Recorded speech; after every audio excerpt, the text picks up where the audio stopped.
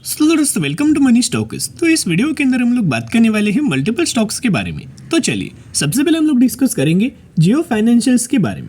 तो जहां हमें जियो फाइनेंशियल्स के अंदर कल के दिन ऑलमोस्ट हमें 1% तक का गिरावट हमें देखने को मिला हुआ है एंड कहीं ना कहीं 322 रुपये के आसपास हमें क्लोजिंग नजर आ चुकी है। अभी कंपनी एक ऐसे पॉइंट के ऊपर करंटली हमें ट्रेड कर रहा है, वो बहुत ज़्यादा इंपॉर्टेंट है।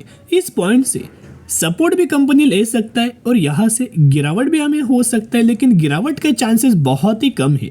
इसी लेवल से कंपनी के अंदर एक अच्छा खासा सपोर्ट हमें देखने को मिल सकता है। यही लेवल से ऊपर कंपनी सपोर्ट लेके हमें तेजी दिखा सकता है, क्योंकि जियो फाइनेंशियल सर्विसेज की अगर बात की जाए, जब कंपनी के अंदर लगातार तेजी आ रहा था, बहुत सारे लोगों ने तेजी के अंदर ही जियो फाइनेंशियल्स कंपनी को बाइंग किया था। लेकिन हमने पहले भी आपके साथ शेयर किया है कि अगर आप कोई भी कंपनी के अंदर दोस्तों बाइंग करते हो तो आपको गिरावट के अंदर बाइंग करना चाहिए, जैसे कि करंटली, एंड जब भी कंपनी कंसोलिडेट करे उस समय बाइंग करना चाहिए। लेकिन बहुत सारे लोगों ने तेजी के अंदर बाइंग किया है, लेकिन कोई बात नहीं दोस्तों, कंपनी बहुत अच्छी है, फंडामेंटली कंपनी बहुत ज़्यादा स्ट्रांग है एंड लॉन्ग टर्म के अंदर कंपनी एक मल्टीपल रिटर्न्स शेयर होल्डर्स को बना के दे सकता है।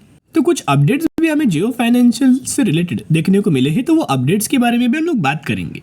उससे पहले पिछले 6 महीने का चार्ट अगर आप ऑब्जर्व करके चलेंगे तो यहाँ मैंने पिछले 6 महीने का चार्ट ओपन किया है। तो टॉप से लेके करंट प्राइस तक अगर आप कैलकुलेट करके चलेंगे तो जियो फाइनेंशियल्स अभी भी हमें 17% तक की गिरावट के अंदर हमें ट्रेड कर रहा है। तो यही दोस्तों ऐसे गिरावट के अंदर हमें बाइंग करना चाहिए। अभी बहुत अच्छा खासा दोस्तों बाइंग करने का एक बहुत अच्छा खासा बड़ा एक अपॉर्चुनिटीज निकल के आ रहा है एंड बहुत ज़्यादा चांसेस ये है कि मंडे से एक अच्छा खासा बुलरन, अच्छा खासा रैली हमें जियो फाइनेंशियल सर्विसेज के अंदर हमें देखने को मिल सकती। तो चलिए हर एक चीज़ के बारे में, हर एक डेटा के बारे में हम लोग डिस्कस करेंगे। देखिएगा, the hopeful of getting regulatory approval for business with black rock, यानी कि रेगुलेटरी के द्वारा बहुत अच्छा खासा अप्रूवल हमें जियो फाइनेंशियल्स को मिला हुआ है बिजनेस करने के लिए। किसके साथ? ब्लैक रॉक के साथ। ये बिजनेस किया जा रहा है 50-50 जॉइंट वेंचर्स के साथ में। इक्वल अमाउंट ऑफ बेनिफिट दोनों कंपनीज को, दोनों ग्रुप्स को हमें देखने को मिलेगा, जियो फाइनेंशियल्स को भी, उसके साथ साथ ब्लैक रॉक को भी। एंड जो इनिशियल इन्वेस्टमेंट है वो कहीं ना कहीं $150 मिलियन के आसपास हमें देखने को मिल रहा है। और ये जॉइंट वेंचर्स हमें क्यों देखने को मिला? क्योंकि ये जॉइंट वेंचर्स किसके लिए थे आप देख सकते हो, लॉन्च करने के लिए एसेट मैनेजमेंट सर्विसेज। ये सेगमेंट के अंदर भी जियो फाइनेंशियल्स के द्वारा अपना बिजनेस हमें स्टार्ट किया है, एक्सपांड किया है। उसके साथ साथ पहले भी हमने आपके साथ शेयर किया था कि जियो फाइनेंशियल्स की अगर बात की जाए तो अभी जो कंपनी का बिजनेस है बहुत ज़्यादा इनिशियल लेवल्स के ऊपर है। तो जिस वजह से शॉर्ट टर्म के अंदर कंपनी के परफॉर्मेंस के अंदर, रिजल्ट्स के अंदर थोड़ा बहुत आपको प्रॉब्लम्स हमें निकल के आ सकता है। लेकिन लॉन्ग टर्म की अगर आप सोचे तो एक तो बड़े ग्रुप से कंपनी बिलोंग करता है एंड जिस सेगमेंट से, जिस सेक्टर से कंपनी बिलोंग करता है, जो कि एनबीएफसी है, फाइनेंस है, वो सेक्टर आने वाले सालों में देखिएगा, पास्ट में भी बहुत अच्छा खासा परफॉर्म कर रहा था finance and NBFC sector, currently भी बहुत अच्छा खासा परफॉर्म कर रहा है और आने वाले फ्यूचर में भी फाइनेंस सेक्टर बहुत गजब का परफॉर्म कर सकता है। चलिए अभी हम आ चुके हैं एक और अपडेट के ऊपर। जो अपडेट आया है सिर्फ 12 घंटे पहले, यानी कि एकदम फ्रेश अपडेट्स के बारे में हम लोग बात कर रहे हैं। देखिएगा, the Jio financials to launch home loan soon, यानी कि ये होम लोन्स फैसिलिटी भी लॉन्च करने वाले हैं। आप समझ लीजिएगा दोस्तों, क्योंकि जो बजाज फाइनेंस है, जो कि फाइनेंस सेक्टर का एक नंबर 1 कंपनी है, एनबीएफसी कैटेगरी का एक नंबर 1 है, जो कि एक मार्केट लीडर बोल सकते हो। तो बजाज फाइनेंस को क्यों ज़्यादा बेनिफिट्स मिलता है? क्योंकि बजाज फाइनेंस ज़्यादा से ज़्यादा होम लोन्स दोस्तों प्रोवाइड करते हैं इनके कस्टमर्स को। और जो फाइनेंस सेक्टर से कंपनी बिलोंग करते हैं उनको फ़ायदा कैसे मिलता है? जो बैंकिंग रिलेटेड कंपनीज है उनको फ़ायदा किस सेगमेंट से ज़्यादा मिलता है? उनको फ़ायदा मिलता है होम लोन्स प्रोवाइड करने की वजह से, क्योंकि होम लोन्स का जो अमाउंट होता है वो बहुत बड़ा बड़ा होता है और जितने ज़्यादा टेन्योर अगर आप होम लोन्स रखेंगे उतना ज़्यादा फायदा उस स्पेसिफिक ऑर्गेनाइजेशंस को नजर आएगा। एंड अभी जियो फाइनेंशियल्स उसी चीज़ के अंदर एंट्री ले रहा है, बहुत जल्द ये लॉन्च करने वाला है होम लोन्स फैसिलिटीज। तो इससे भी कंपनी को बेनिफिट बहुत अच्छे खासा देखने को मिल जाएगा।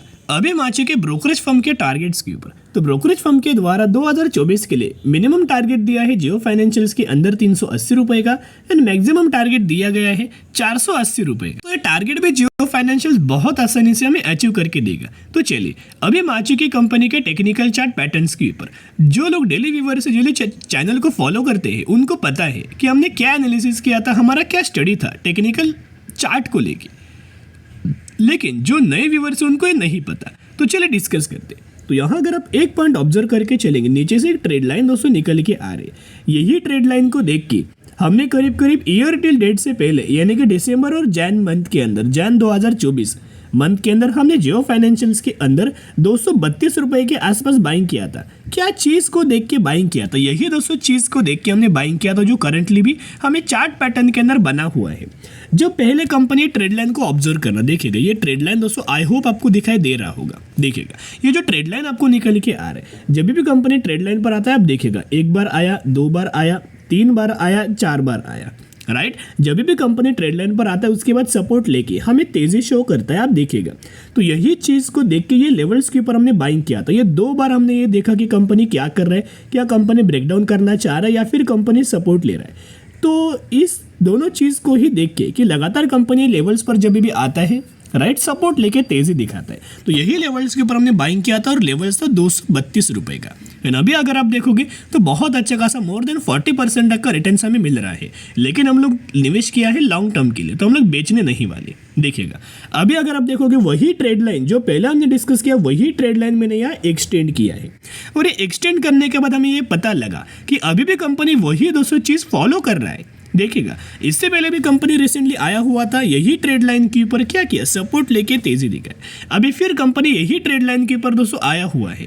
तो मेक एंड ब्रेक लेवल है, बहुत ज़्यादा चांसेस है कि यही से जियो फाइनेंशियल्स के अंदर सपोर्ट लेके हमें कंपनी तेजी दिखा सकता है, जो कि मंडे के दिन बहुत ज़्यादा चांसेस है कि जियो फाइनेंशियल्स के अंदर एक अच्छी खासी रैली हमें देखने को मिल सकती है। तो जरूर कंपनी के अंदर बायोंडी स्ट्रेटेजी अप्लाई करना। कंपनी कोई बुरा नहीं है, फंडामेंटली कंपनी स्ट्रांग है और आने वाले सालों में एक multibagger returns company share holders को बना के दे सकते हैं। एंड लगातार बड़े बड़े प्लेयर्स के द्वारा हमें एंट्री किया जा रहा है।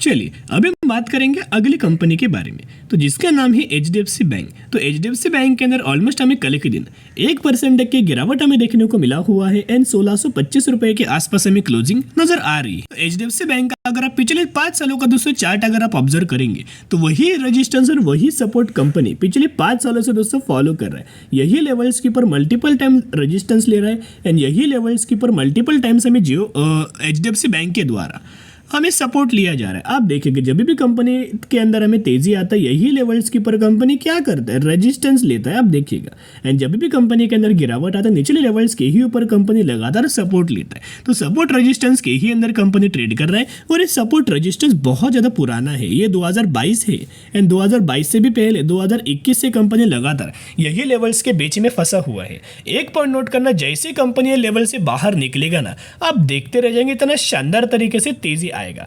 जितना ज़्यादा इन टाइम पीरियड के अंदर इनके शेयर होल्डर्स को परेशान किया है ना, वो कुछ ही महीनों में कंपनी बहुत अच्छे खासे बड़े टारगेट्स हमें अचीव करके दे देगा। तो 22 घंटे पहले एक अपडेट हमें देखने को मिला हुआ था। ये अपडेट क्या है, यहाँ में क्लियर कट दोस्तों देखने को मिला हुआ है। बोला गया है कि एमएसआई इंडेक्स के अंदर बहुत जल्द हमें एडजस्टमेंट देखने को मिलने वाली है और इस हिसाब से एचडीएफसी बैंक के अंदर एक बहुत बड़ा इनफ्लो हमें आ सकता है, जिसका अमाउंट $2 बिलियन के आसपास हमें निकल के आ रहा है। जो भी कंपनी स्पेसिफिक इंडेक्स के अंदर अगर एंट्री होता है और वो इंडेक्स के अंदर वो कंपनी प्रेजेंट होता है और वो इंडेक्स का अगर बहुत अच्छा खासा वेटेज अगर मार्केट के अंदर होता है ना, तो होता क्या है, जो बड़े इन्वेस्टर होते हैं, बड़े जो इन्वेस्टमेंट फर्म्स होते हैं, वो क्या करते हैं, स्पेसिफिक इंडेक्स को देख के वही इंडेक्स के अंदर जितने सारे कंपनीज हैं, उन हर एक कंपनीज के अंदर वो स्टडी करते हैं और उन स्टडी करने के बाद उनको अगर एक अच्छी कंपनी मिलता है तो वो इस अच्छी कंपनी के अंदर एक बहुत बड़े बड़े इन्वेस्टमेंट करते हैं। तो कहीं ना कहीं उसी से रिलेटेड हमें एचडीएफसी बैंक के अंदर आने वाले सालों में $2 बिलियन से भी ज़्यादा का हमें बहुत बड़े बड़े इन्वेस्टमेंट आ सकते हैं। और जैसे इन्वेस्टमेंट आएंगे,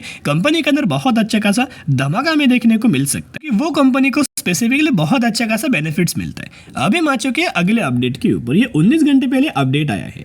the HDFC bank to sell 10K crore यानी कि 10,000 करोड़ इन लोन पोर्टफोलियोज, यानी कि 10,000 करोड़ लोन पोर्टफोलियोज के अंदर सेल करने वाले। तो इस सेगमेंट्स के अंदर भी बहुत अच्छा खासा कंपनी का बेनिफिट्स हमें आने वाले सालों में हमें नजर आ सकता है। तो चलिए, जो अपडेट्स निकल के आ रहे थे वो अपडेट्स के बारे में हमने बात किया। अभी हम बात करेंगे ओवरऑल डेटा के बारे में। तो डेटा क्या है, म्यूचुअल फंड्स। तो म्यूचुअल फंड्स का डेटा आपके साथ शेयर करना चाहूंगा एचडीएफसी बैंक का। तो आप देख पा रहे होंगे हर एक महीने का डेटा मैं आपके साथ शेयर करना चाहूंगा, जो कि हर एक वीडियोस के अंदर हम लोग डिस्कस करते ही हैं। तो देखिएगा हर एक मंथ का डेटा अगर आप देखोगे तो फेब मंथ, मार्च, अप्रैल, मई, जून, जुलाई लगातार दोस्तों म्यूचुअल फंड्स के द्वारा जम के हमें खरीदारी किया जा रहा है। ऐसा एक भी मंथ नहीं है जिस मंथ्स के अंदर हमें म्यूचुअल फंड्स के द्वारा सेलिंग किया गया। लगातार म्यूचुअल फंड्स के द्वारा बाइंग हर एक मंथ के अंदर किया जा रहा है। एंड एचडीएफसी बैंक को लेके दो टारगेट्स हमें दिए गए फाइनेंशियल ईयर 2024 के लिए। पहला टारगेट दिया गया है 2300 रुपये का एंड अगला टारगेट दिया गया है 2500 रुपये का। तो आप समझ सकते हो कि अगर आप करंट प्राइस से भी अगर आप कंपेयर करके चलेंगे